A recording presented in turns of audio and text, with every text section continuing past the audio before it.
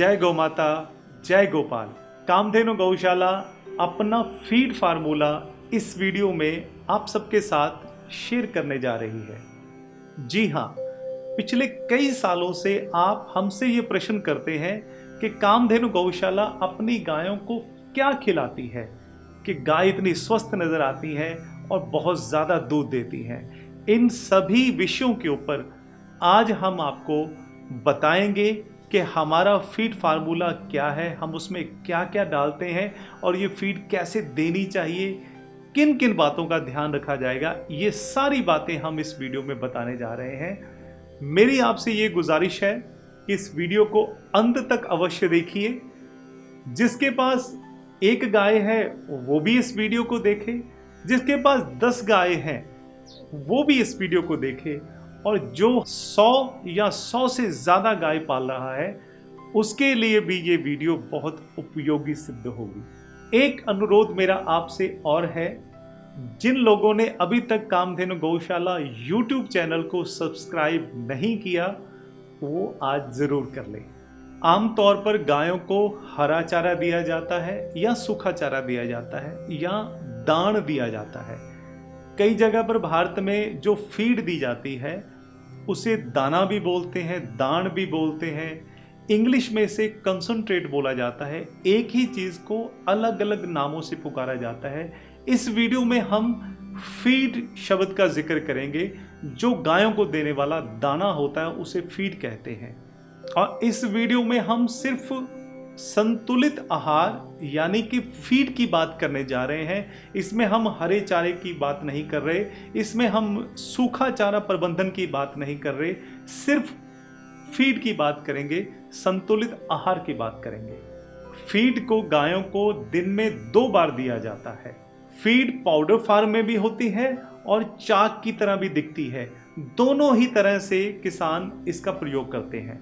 बाजार में फीड बनाने वाली कंपनियों की भरमार है और कई बार तो किसान कंफ्यूज हो जाता है कि मैं किस कंपनी की फीड लूं और किसकी ना लूं, क्योंकि सभी कंपनीज अपनी फीड को दूसरों से बेहतर कहती हैं। हम इस वीडियो में एक स्टैंडर्ड फार्मूला बताने जा रहे हैं ताकि किसान को फीड का चुनाव करने में आसानी हो। फीड का, संतुलित आहार का गौ पालन में अपना बहुत बड़ा महत्व है। जानकारी के अभाव में दूध उत्पादन गाय का कम हो सकता है, उसकी सेहत बिगड़ सकती है, उसकी इम्यूनिटी वीक हो सकती है। इसलिए ये विषय बहुत महत्वपूर्ण है। आप लोग इसे बहुत अच्छे से सुने। आइए सबसे पहले ये समझते हैं कि फीड होती क्या है, संतुलित आहार होता क्या है।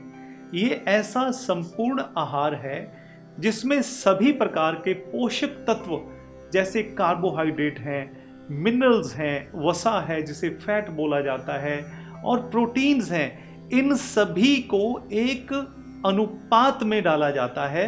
उसे संतुलित आहार बोलते हैं, उसे फीड बोला जाता है। फीड शारीरिक संरचना में बहुत महत्वपूर्ण रोल अदा करती है। हम मानव भी जो अन्न खाते हैं, जो भोजन करते हैं, उसमें भी कार्बोहाइड्रेट, प्रोटीन, फैट, मिनरल्स, ये सारी चीजें होती हैं और उनकी मात्रा कम ज्यादा हो सकती है। आए हम फीड फार्मूले को जानते हैं और देखते हैं कि इसमें क्या क्या चीजें डाली जाती हैं। सबसे पहले हम आपको ये बताना चाहते हैं कि हम 100 किलोग्राम फीड तैयार कर रहे हैं।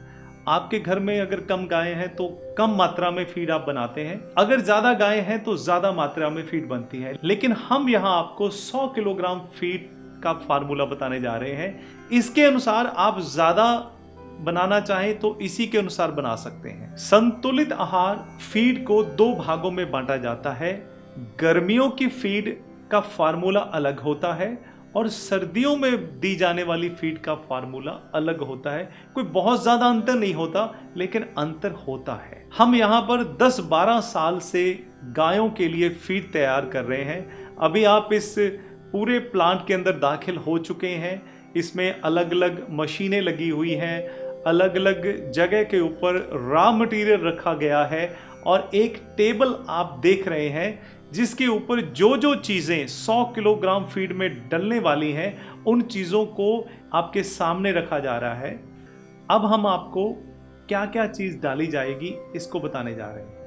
टेबल पर आप गेहूं को देख रहे हैं, मक्की रखी गई है, चोकर है, सरसों की खल है, डीओसी है, राइस ब्रान है, बाजरा है, जौ है, नमक है, शीरा है जिसे मोलासिस कहा जाता है, तारा मीरा है, मीठा सोडा है, मिनरल मिक्सचर है, यीस्ट पाउडर है, टॉक्सिन बाइंडर है, जिंक है, ट्रेस मिनरल्स हैं, कैल्साइट पाउडर आदि सभी चीजों को आप टेबल पर देख रहे हैं। सबसे पहले हम गर्मियों की फीड बनाने जा रहे हैं। कामधेनु गौशाला फीड प्लांट के इंचार्ज हैं अर्जुन जी। वो इस समय हमें ये सारा प्रोसेस बताने जा रहे हैं। अर्जुन जी हमें करके बताएंगे कि फीड कैसे तैयार की जाती है। सबसे पहले वो 10 किलो गेहूं ले रहे हैं, फिर उसमें मकई जिसे मक्का बोला जाता है 12.5 किलोग्राम मकई ली गई है। और गर्मियों में जौ बहुत उपयोगी होते हैं, ठंडक प्रदान करते हैं, 15 किलो जौ लिए गए हैं। चोकर 10 किलोग्राम चोकर ली गई है। सरसों की खल 20 किलोग्राम डाली जा रही है। डीओसी 10 किलोग्राम डाली जाएगी। राइस ब्रान 10 किलोग्राम डाले जा रहे हैं। नमक 1.5 किलो लिया गया है। शीरा जिसे मोलासिस कहा जाता है ये 7 किलोग्राम डाला गया है। तारा मीरा सरसों की तरह होता है ये, जो कि एक शाइनिंग जो गाय में आनी चाहिए और वो चीचड़ जो लगते हैं गायों को इससे नहीं लगते, 1 किलोग्राम तारा मीरा डाला गया है। मिनरल मिक्सचर भी 1.5 किलो डाले गए हैं। इसके अलावा मीठा सोडा 500 ग्राम डाला गया है और 100 ग्राम यीस्ट पाउडर डाला गया है। 100 ग्राम टॉक्सिन बाइंडर डाला गया है और जो ट्रेस मिनरल्स हैं वो भी 100 ग्राम डाले गए हैं। और अंत में आता है कैल्साइट पाउडर, वो भी 500 ग्राम डाला गया है। इसमें कई चीज़ों को लेकर आपके अंदर ये सवाल पैदा होगा कि डीओसी क्या है, राइस ब्रान क्या है, तारा मीरा क्या है। ये सारी चीज़ों के लिए कोई और वीडियो हम बनाएंगे, लेकिन आमतौर पर आपको ये चीज़ें पता होंगी जो चीज़ हम डालने जा रहे हैं। ये वो पदार्थ हैं, ये वो खनिज हैं, ये वो अनाज हैं, ये वो मिनरल्स हैं, प्रोटीन है जो कि 100 किलोग्राम फीड में डाले जा रहे हैं। ये जो फीड बनी है ये गर्मियों की फीड है। और सर्दियों में क्या क्या चीज़ें डाली जाएंगी, किस अनुपात में डाली जाएंगी उसे ध्यान से सुने। सर्दियों में गेहूं 10 किलोग्राम की बजाय 16.2 ग्राम मतलब कि 16 किलोग्राम के करीब डाली जाएगी। मक्की गर्मियों में 12 किलोग्राम डाली गई थी, लेकिन सर्दियों में 16.5 किलोग्राम मक्की डाली जाएगी। जौ सर्दियों में नहीं डाले जाएंगे, सर्दियों में बाजरा डाला जाएगा, लेकिन बाजरा 5 किलोग्राम डाला जाएगा। बाकी सब कुछ वही रहेगा। सर्दियों और गर्मियों की फीड में आपने कंफ्यूज नहीं होना है, थोड़ा सा ही अंतर है। अब आपकी 100 किलोग्राम फीड बनकर तैयार हो गई है। अब हम आपको बताने जा रहे हैं कि फीड गायों को देनी कैसे है। फीड बनकर तैयार हो गई है, लेकिन दी कैसे जाएगी वो बताने जा रहे हैं। स्क्रीन पर आप एक चार्ट देख रहे हैं। मान लीजिए आपके पास एक गाय है जो दिन में 2.5 से लेकर 3 लीटर दूध ही देती है, तो आपने उसको ये जो फीड आपने तैयार की है ये दिन में 1 किलोग्राम फीड आपने उसे देनी ही देनी है। और अगर आपकी गाय दिन में 10 लीटर दूध देती है तो आपने उस गाय को 4 किलोग्राम फीड देनी है। और अगर आपकी गाय दिन में 15 लीटर दूध देती है तो आप 6 किलोग्राम फीड डालेंगे। और अगर आपकी गाय 20 लीटर दूध देने वाली है या इससे भी ज्यादा दूध देने वाली है तो आपको उस गाय को एक दिन में 8 किलोग्राम फीड खिलानी है। गौपालक अपनी गाय से उम्मीद लगाता है कि मेरी गाय को दूध की बाल्टी भर कर देनी चाहिए, और अगर हम गाय की तरफ से कहें तो गाय शायद अपने मालिक से ये उम्मीद लगाकर बैठी है कि मेरा मालिक मुझे भर पेट अनाज दाना देता है कि नहीं देता। सज्जनों, गाय तो दूध की बाल्टियां भर के दे देगी, लेकिन हमें गाय को भी भर पेट खिलाना है। और क्या खिलाना है वो हम आपको बता ही रहे हैं कि संतुलित आहार में क्या क्या होना चाहिए। भूखी, प्यासी और असंतुलित आहार खाने वाली गाय कभी बाल्टी नहीं भरेगी। हालांकि दूध नस्ल सुधार पर भी निर्भर करता है, लेकिन आहार प्रबंधन का भी दूध बढ़ाने में अपना एक महत्वपूर्ण योगदान होता है। YouTube पे सज्जनों, दूध बढ़ाने के बहुत से फार्मूले बताए जाते हैं। हो सकता है कि उनमें से कई फार्मूले ऐसे हों जो दूध बढ़ा देते हों, लेकिन हम क्यों ना ऐसी आहार प्रणाली अपनाएं जिससे गायों का दूध निरंतर बढ़ता रहे। हमें किसी विशेष दूध बढ़ाने के फार्मूले को ना आजमाना पड़े। इस बात को सदैव अपने दिमाग में रखें कि जितना अच्छा चारा और साफ सुथरा संतुलित आहार आप अपनी गायों को देंगे, उतना ही पौष्टिक, स्वच्छ और अमृतमय दूध आपको प्राप्त होगा। वीडियो में दी जाने वाली जानकारी को आप एज इट इज एज मत मान लीजिए, क्योंकि ये जो फार्मूला हम आपको बता रहे हैं ये पंजाब प्रांत की जलवायु के आधार पर है। जरूरी नहीं है कि आपके राज्य का जो जलवायु वो पंजाब की तरह ही हो। आपकी मिट्टी में जो तत्व हैं वो पंजाब की मिट्टी के साथ मिलते जुलते हों, भिन्नता होगी, लेकिन एक हमने आपको फार्मूला बताया है। जरूरी नहीं है कि यह फार्मूला आपके राज्य पर भी लागू हो, लेकिन इसमें से बहुत सी चीजें वैसी ही होंगी, थोड़ा सा अनुपात भिन्न हो सकता है। कई चीजों की उपलब्धता आपको पंजाब में हो जाएगी, लेकिन वो महाराष्ट्र में नहीं होगी। यहां मैं आपको एक अनुरोध करूंगा कि जो फार्मूला हमने आपको बताया है, आपके क्षेत्र का जो आहार विशेषज्ञ है, न्यूट्रिशनिस्ट है, आप उससे जरूर परामर्श कर लीजिएगा, क्योंकि वो आपके क्षेत्र के अनुसार इस फीड फार्मूले में संशोधन कर सकता है। संतुलित आहार फीड गायों को दिन में 2 बार देनी चाहिए। ये फीड आप पानी में भिगोकर भी दे सकते हैं या सूखे तरीके से आप गायों को डाल सकते हैं। पानी भी संतुलित आहार में बहुत महत्वपूर्ण स्थान रखता है। गायों को भर पेट पानी मिलना चाहिए। गायों के लिए पानी की व्यवस्था इस ढंग से करें कि वो जब चाहे पानी पी सके। अब हम आपको बताने जा रहे हैं कि गायों को फीड कितनी कितनी देनी है। इसमें ये बात आप ध्यान रखें कि गायों को जो फीड फार्मूला है वो भिन्न है, और जो नंदियों को आप फीड देते हैं उनका अनुपात अलग है। जो गाभिन गायों को फीड देते हैं उसकी रेशो कुछ और है, और दूध देने वाली गायों की रेशो कुछ और है।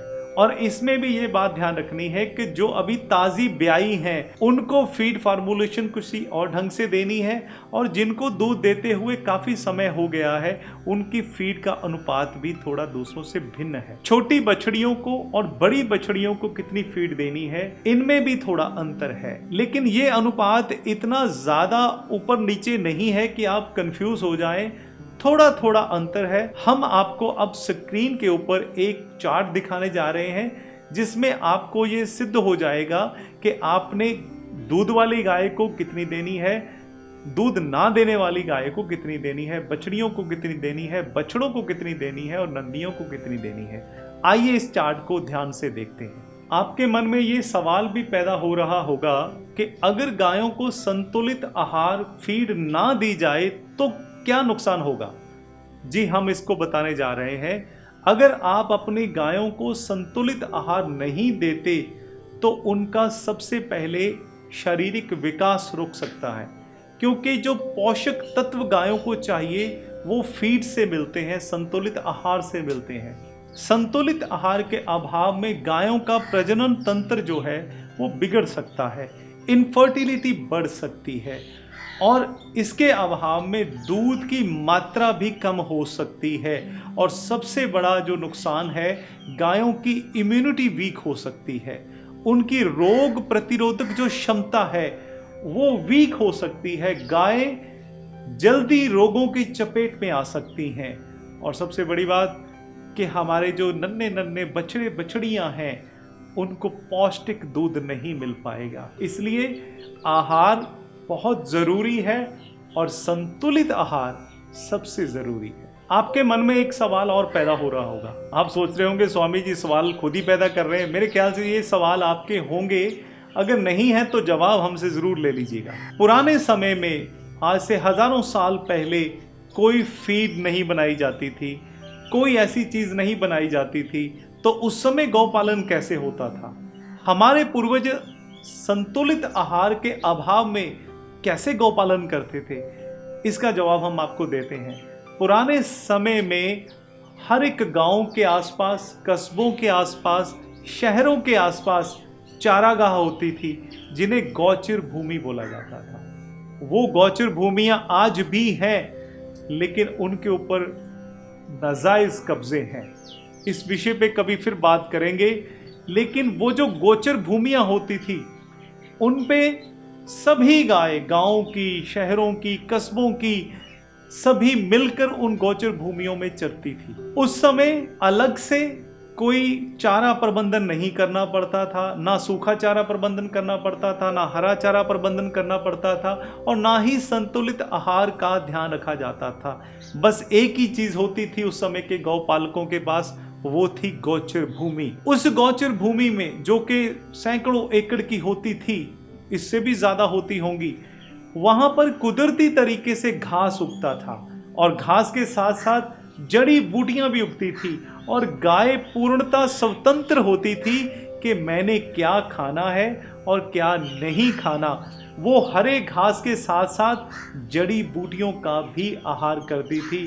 वही जड़ी बूटियां गायों के दूध को स्वादिष्ट और बहुत ही पौष्टिक बना देती थी। गाय उस समय खूब चलती थी, दौड़ती थी, मौज मस्ती करती थी, और जितना वो दौड़ेगी, घूमेगी, चलेगी, उसका पाचन तंत्र जो है उतना ही बढ़िया रहेगा।